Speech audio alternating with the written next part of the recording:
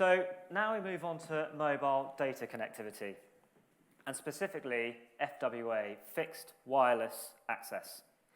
So what is mobile data connectivity, fixed wireless access, and why is it important that we're talking about it today? Well, fixed wireless access, it's essentially a wireless internet connection to a fixed location using 4 or 5G cellular technology. And why do we feel so important to talk about it? Well, over the last, recently, Ofcom published a paper that said the demand for mobile data is increasing 40% year on year. And ultimately, this demand is being driven by the changes in the way we live our lives and how we operate and run our businesses. So, you know, if you just compare the last 10 years, for example, I mean, you can see we've come a long way since 1G in the 90s and 2G in the 2G in the 90s. Even if we just look at the last 10 years, you know, the average mobile data usage 10 years ago was 500 meg compared to 5 gig now. So Spitfire, if we are to continue to provide you, our partners, with the most appropriate connectivity services for your customers, then we had to fit mobile data connectivity into our product suite. Now, you're probably saying, well, mobile data connectivity is not exactly a new technology. I mean, 4G was launched in 2008, 15 years ago. But over the last few years, as I said, the changes in behavior in the way we operate our businesses, but also the work that's been done by the mobile network operators to grow the coverage and both the capacity of their networks has opened the door for mobile data to become an alternative, a viable alternative to wired connections, FTTC, FTTP, ADSL, wired connections. The other key driver is, of course, 2025. With the shutdown of 2025, we still don't have FTTC and FTTP available in all locations, and businesses need to move off these legacy products. So wireless connectivity is another alternative there. But let me get into the demand a bit more and where this has come from over the last few years. Well, obviously the first one, obvious one, is COVID and the move to working from home, and that business practice which has stayed in place, this drive to work from home. Office gardens, or even just people working from home wanting a separate business connection from their home office, has created this demand for a wireless connectivity. You know, you don't want to dig up your new patio to put some cable into the garden office. Pop-up locations. As we move into a cashless society, then locations such as festivals or market stalls need internet connectivity to run the stalls, to take payments, to run tills, to run security cameras. So another example of where wireless connectivity, the demand for that has increased. Out of band locations. Now, I'm sure if I said the word wayleave, it's going to send a shiver down most of your spines. But the ability to have a wireless internet connection that isn't subject to a wayleave on hand ready can become very handy when you're under pressure to put a connectivity service in on time, or where a wayleave simply proves it too difficult to get an internet connection into the building. So hospitals or prisons or locations like that, again, the demand for wireless connectivity is increasing. And then the last two, continuous connectivity and fast deployment. Well, we talked about that wayleave scenario, but the other scenario I'm sure you've all experienced is where you've had a last-minute delay to an installation due to no fault of your own, an open-reach engineer, whatever's happened, and you've needed to get a connection in to a site. So the ability to provide an internet connection very quickly, in the space of a few days or sometimes even in the matter of hours with a wireless connection can be extremely handy. And as the businesses move every application to the cloud and we have far more reliance on connectivity as a business, then this need for an always-on continuous connectivity.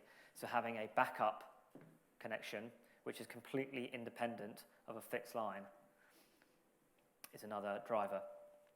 So hopefully that set the scene a bit on where this demand is coming from and what that 40% growth has really come from. So I just want to talk a bit about the actual mobile data products. So firstly, our mobile broadband product. This is a wholesale DIA service. It provides direct internet access. We provide you with the SIM. We can also provide you with a managed router, or as a SIM-only solution where that's installed into a router either managed by yourselves or into directly into an IP device that will support a SIM slot. That data, up to 5G cellular data, traverses the mobile broadband network and then breaks out directly onto the internet. So the nature of that product means that it does not actually route back to Spitfire's core network, directly out to the internet from the mobile network operator. Key points to note is that we have multiple network operators, so EE, Vodafone, and O2, allowing us to have a wide range of coverage to give you the best performing product. It's provided on a dynamic-only SIM. Again, doesn't route back to our core network, so dynamic-only SIM.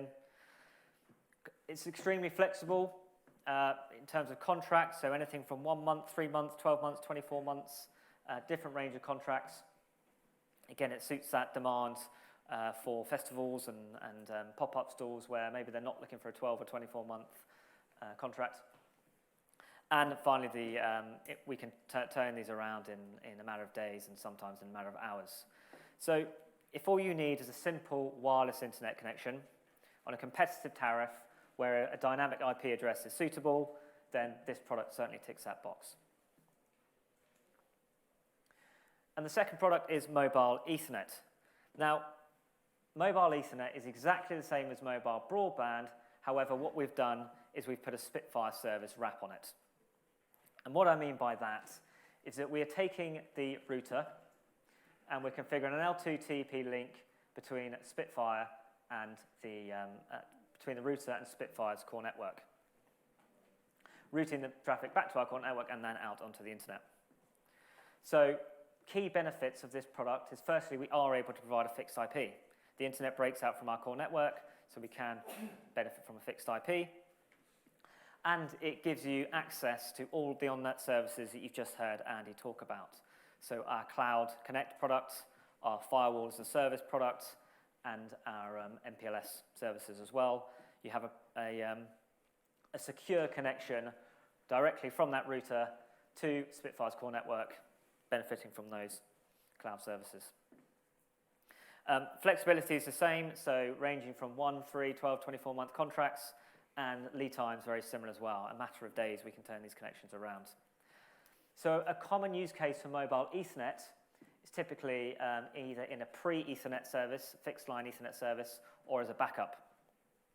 By capitalizing on a fixed IP address, it makes an ideal solution to provision while waiting for a dedicated fiber Ethernet, or when the fiber Ethernet then goes live, to revert it into a backup solution, giving completely independence on infrastructure and keeping that same IP address. Very simple, clean, easy solution. So there are two mobile data products. And then I'm just going to spend a minute just talking about the tin, the hardware. For our mobile data routers, we've chosen to work with Teltonika. So why Teltonika? Well, they're one of the top 3 cellular router providers globally. And ultimately, they provide us with a large range of reliable, cost-effective routers to meet most mobile data use cases.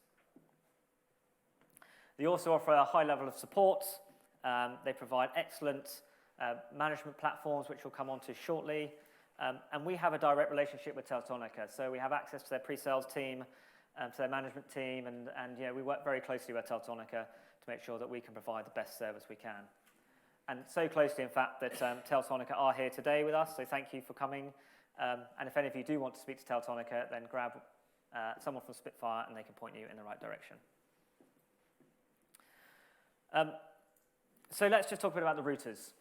So we have, as I said, we have a range of different mobile data routers, and you can split them into probably 3 categories: Cat4, LTE Cat4, LTE Cat6, and LTE Cat20. And the simplest way to explain the difference between these categories is ultimately the difference in cellular speed capabilities. So Cat4, think of Cat4 as a single channel connecting to a single cell on a mast. So that's one connection from the router to the mast, to a single cell on the mast. And we have two routers in that category, RUT200, RUT241. Going on to Cat6, that is a dual cell and dual channel.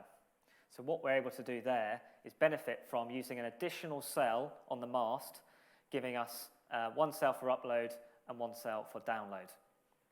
That's what we call carrier aggregation. And so a couple of routers in that category, what we're really trying to do there is eke out the performance of the mobile data connection in any given location. So not every location will support carrier aggregation, but where it does, we can provide a mid-range, mid-cost router to eke out performance. Now, Cat4 is probably akin to a mid to low performing FTTC broadband product, whereas Cat6 you might see more to a high performing FTTC broadband product.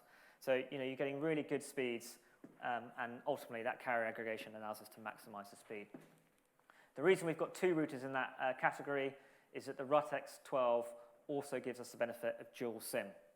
So failover options using multiple providers, and those failover options can work on a number of different scenarios, so different speeds and things like that for failover.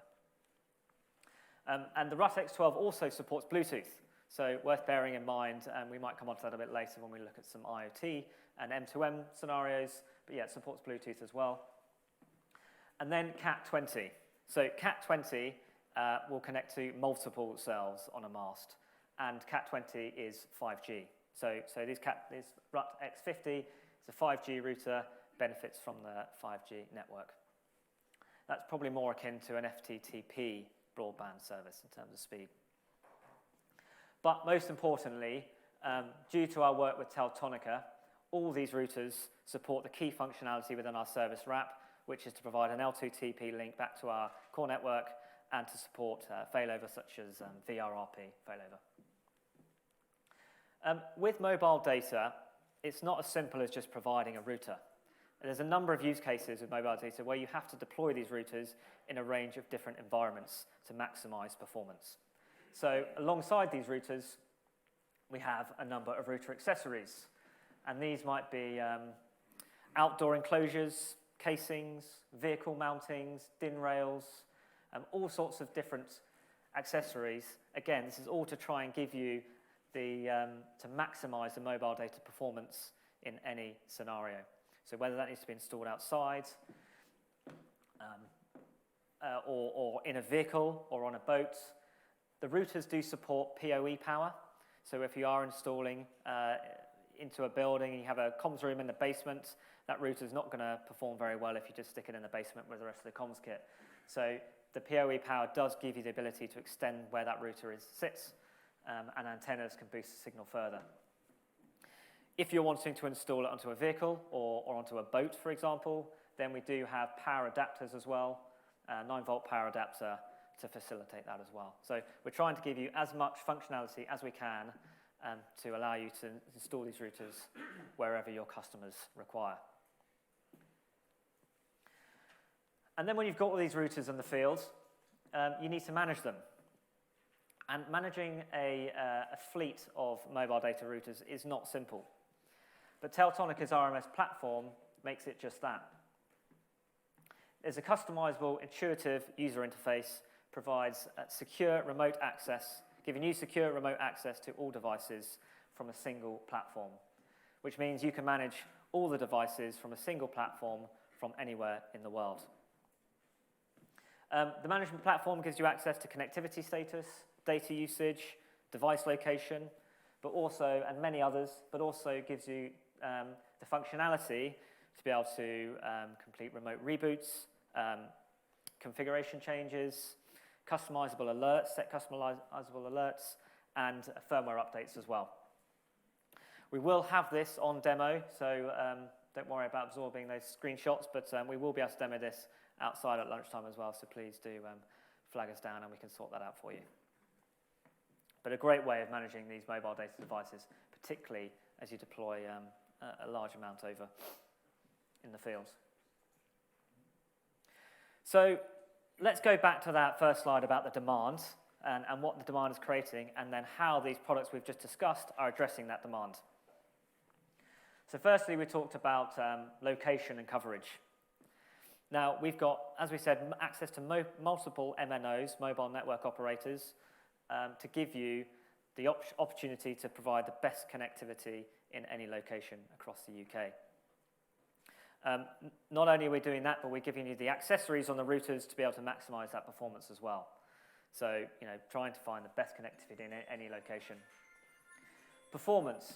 Performance gives you the same mobile network operators, the same strategy there to maximize performance, and with those range of different routers from the RUT 200 and the RUT 241 all the way through to the RUT X50, maximizing the performance in any location. So, not just simple internet connectivity, but video streaming and some high sort of bandwidth requirements we can still support. Infrastructure.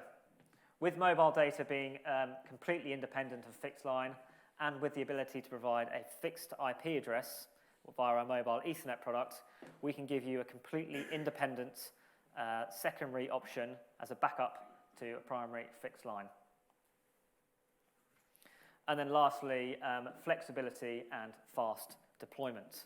So the ability to activate these products within a matter of days or even hours, and the simple, with the fixed IP having a pre-Ethernet service option, addresses that challenge where you're caught out by delays. So that's our mobile data products. But why Spitfire? I mean, there are many suppliers that provide mobile data products. Where are we adding the value to you as your partners, and where can we help you stand out to your customers? I mean, ultimately, if we're providing you with a mobile network operator's SIM, an EE SIM, a Vodafone SIM, an O2 SIM, we're giving you the same SIM card that you would buy directly from EE, O2 or Vodafone, or any other provider providing you with that service. So why Spitfire? Well, I've talked already about our routers, but in partnership with Teltonica, we can give you a range of different routers, as well as a management platform that allows you to stand out. It gives you that product standout feature for mobile data, providing that service anywhere in the UK with a range of different accessories. And the L2TP link back to the core network gives you our next USP, which is our on-net cloud services. So being able to deploy a mobile Ethernet product with a fixed IP to a customer's location, to a home office, and having a secure connection back into a corporate network connected to head office, and then traffic flowing via the firewall as a service gives you far more management and control of data, even in the most remote locations. Account management and support. So the first thing I talked about this morning was about how much time and effort we put into making sure that you're dealing with the best individuals in the industry. And that's where our account management and support stand out. An award-winning support team, highly trained account managers. You can rely on us to find the most appropriate and build these solutions with you. Come to us, let's understand the requirements, and we will work with you to come up with the best router with the best accessories given any given location. And of course, pricing. Having access to multiple mobile network operators gives us the ability to offer the most competitive price on the most competitive tariffs. So let's put these products into a real-life case study. Now, we had a pub management company, a chain of pubs, about 30 pubs, came to us with a problem. The first problem they had was that they had ADSL connectivity running their pubs. Now, this connectivity would run their till systems, it would run their PDQ machines, and it ran their customer Wi-Fi. It basically ran the pub, and it was underperforming. So, not much of a surprise that an ADSL circuit wasn't performing particularly well, but that was their first challenge. The second challenge was resiliency. Although they had backup circuits in place, they were also reliant on fixed line services. So, on occasion, where infrastructure caused an outage, both the primary and the backup connection failed, leaving them without connectivity. Thirdly, their challenge was management. Each pub went out and sought their own connectivity with their own backup connections, giving them multiple different contracts, multiple different bills, multiple different accounts, and therefore they just had no management or control of their service. And in fact, on one occasion, it led to them not basically paying their bills. They couldn't keep track of their bills, and they were cut off on New Year's Eve, which is not great for a pub. And lastly, a challenge that they weren't actually aware of, that we made them aware of, was of course that their services were not future-proofed against the 2025 switch-off, so another scenario in which we would have to address. So what did we need to do? Well, firstly, we needed to provide a better performing connectivity at each of the pubs. We needed to provide a backup solution with completely independent reliance on the primary circuits. We needed all these services provided by a single provider with a single bill, single account, a single account manager to keep control of all their services. And finally, we needed to make sure that they were future-proofed against the 2025 shutdown. So our proposed solution, we were actually working in partner with an IT company at the time, and so our solution was a fixed-line SAGIA FTTC or FTTP where available, with a mobile broadband backup circuit. The reason we provided a mobile broadband is because the IT support company wanted to use a Draytech router and take management of that router. The dynamic IP address was perfectly fine in this scenario, and so that's how we deployed the solution. And the solution was transformational. Immediately, the pub had complete visibility of their connectivity, never in a scenario where they couldn't manage their bills or their estate of connectivity. They had better performing circuits with FTT as the primary, but also we could find the most appropriate mobile data service as backup, using, in some scenarios, using EE, in some Vodafone, and some O2, based on their locations. They were, of course, future-proofed against the 2025, and having that completely independent backup circuit gave them the resiliency they needed. So, in fact, the service was so transformational, we won an award. That solution alone won us the Best Connectivity Award at the recent Comms Business Awards event earlier this year. So, hopefully, giving an example of where these solutions can really make a big impact to businesses and seeing it in action. So that's mobile data. That's our mobile data products. But what I want to talk about next is what's next, and have a sort of small introduction into what we've got coming this afternoon. So although these mobile data products generally suit a fixed location, we recognize that these products don't address all use cases, and the biggest of which is IoT, Internet of Things. So what is IoT? Well, the definition of IoT is an interconnection of computing devices embedded in everyday objects, enabling them to send and receive data. But put simply, if an object can be assigned an IP address, it's fair game in the IoT world. So let's look at the growth in IoT. It's all about gathering, transmitting, and storing data, whether that be from our homes, our businesses, cities we live in, or in the environment around us. We then need to make sense of all this information and take action on its insight. Now, Gartner forecasts that by 2025, IoT devices will generate roughly 73.1 zettabytes. And for those wondering what a zettabyte is, it's got 12 zeros on the end. Zettabytes of data, which is roughly 4 times that generated in 2019. Global spending on IoT hardware, services, security, software is forecast to grow 27% year on year between now and 2025, totaling $412 billion. So you can see the growth forecasts and the opportunity in this market. Now, you're probably also seeing a lot of coverage in the media about the potential of AI and how this will also transform the way we live and run our businesses and lead our lives. Now, ultimately, AI and IoT go hand in hand. IoT networks are helping collect all that data, gathering, transmitting the data, and it's the AI that make sense of all the data, providing insights that were simply unconceivable before, and therefore accelerating the adoption of IoT, thus accelerating the adoption of AI, and on and on and on. So what does that mean for you? Why am I talking about this? Well, 10 years ago, we stood in front of you and we talked about the growth of VoIP. And we highlighted that we made the prediction that not everyone in the room necessarily managed voice services at the time, but ultimately you would need to adopt VoIP because it would fall within your remit as voice services moved on to the networks that you were managing. You know, analog lines were not, but VoIP would move on to the networks that you were managing. And not only that you would need to adopt these services, but also we talked about how we could maximize the opportunity. And I think it's fair to say that that prediction came true. And in much the same way, we're here talking to you today about IoT. That the IoT devices, such as IP cameras, door systems, environmental sensors, they've probably already found their way onto the networks that you manage. But that is just the start. Now, IoT will influence networks in every industry and nearly every business. It is a colossal market and is one that is rife with opportunity.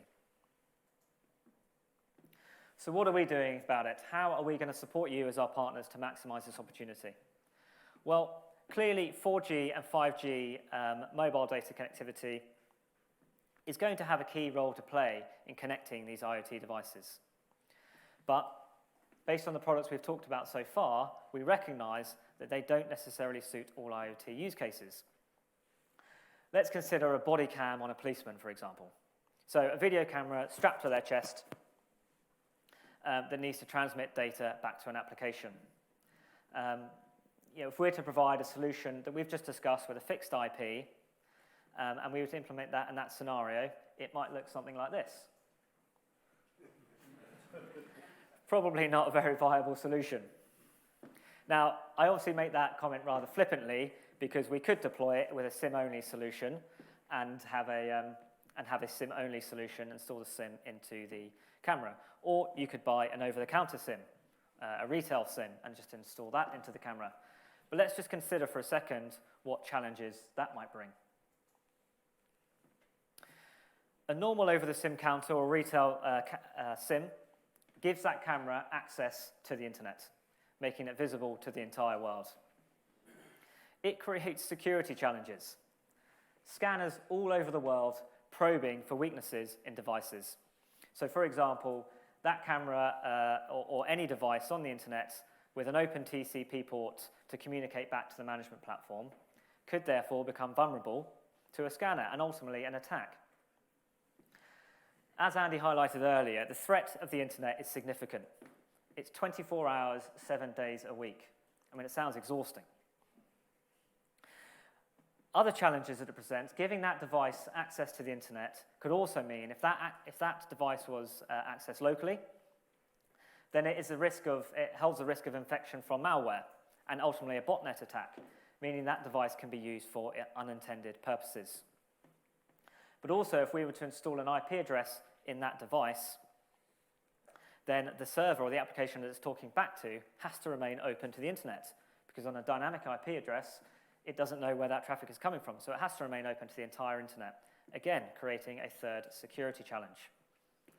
And it's not just security. It's also the management of these devices. If you have hundreds or thousands of devices on the internet with dynamic IP addresses, well, as soon as that IP address changes, you lose access and you cannot connect to the device. And you're ultimately relying on that device to connect back to your server that's open to the entire internet. Now, I'm sure you're sitting there thinking, well, there's plenty of secure solutions to these problems that I'm raising. And yes, there are. So let's consider some of those. Well, we can install IPsec tunnels from the SIM network back to the application, or you could have an IPsec tunnel directly configured on the device. Yes, that provides a secure connection, but ultimately, if you're having to create a device or buy a device that supports that IPsec functionality, then you're potentially having to spend more on the device. Or if you're buying a IPsec tunnel from the SIM provider, you're having to pay for that IPsec VPN, and therefore increasing cost. Not to mention the management, thousands of these tunnels that you'll be then in charge of managing. Doesn't sound particularly appealing.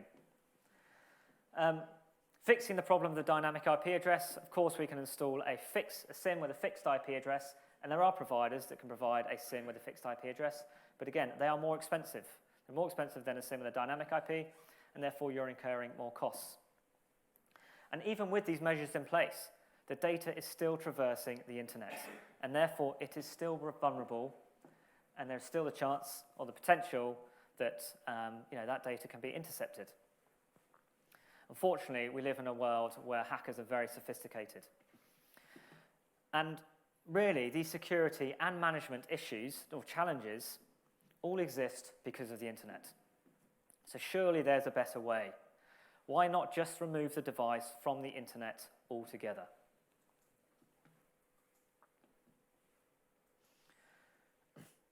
And it's not just the device connecting back to the application. Then we've got the head office. So we're bringing other elements back into the same network. Head office need to access the application. They need to access devices securely over a single network, so it creates further challenges. We need to bring all elements into the network, and each element has its own connectivity and security requirements.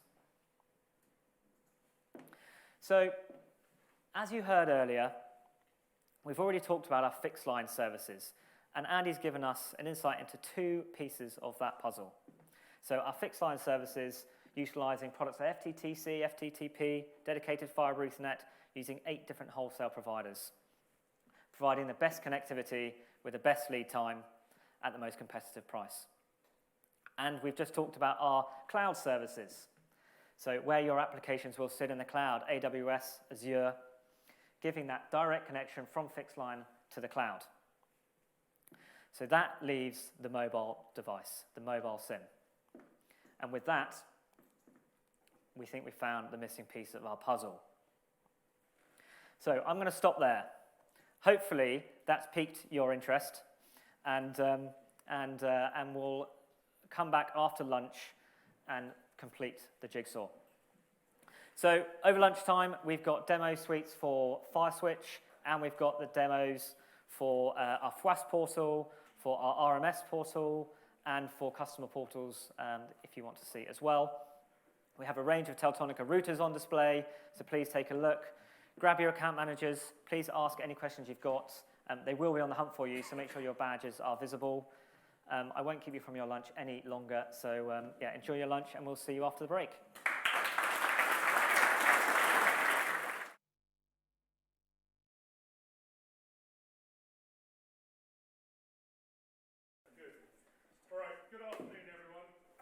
My name is Harry Bowlby, and I'm the Managing Director at Spitfire.